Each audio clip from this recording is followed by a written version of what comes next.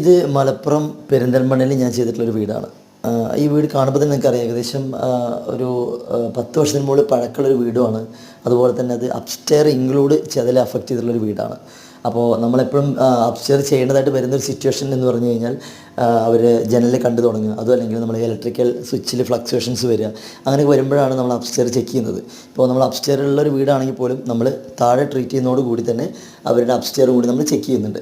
പലരും പറയുന്നൊരു കാര്യം മുകളിൽ മരങ്ങളോ കാര്യങ്ങളൊന്നും വരുന്നില്ല, താഴെ മാത്രം ചെയ്താൽ മതി എന്നൊക്കെ പറയാറുണ്ട്. നമ്മൾ ഇതിൻ്റെ ഒരു സത്യാവസ്ഥ എന്താണെന്ന് വെച്ച് കഴിഞ്ഞാൽ നമ്മളൊരു പെർട്ടിക്കുലർ ഏരിയ മാത്രം, അതായത് അതിൽ വന്നൊരു ഭാഗം മാത്രം ചെയ്യാനാണെങ്കിൽ നമുക്ക് ഇത്രയും കോസ്റ്റ് മുടക്കിയിട്ട് നമുക്ക് അത് ചെയ്യേണ്ട ആവശ്യമില്ല. കാരണം നമുക്കിപ്പോൾ ടെർമിനേറ്ററോ അല്ലെങ്കിൽ മണ്ണെണ്ണയൊക്കെ ഒഴിച്ച് നമുക്ക് നിർത്താൻ പറ്റും.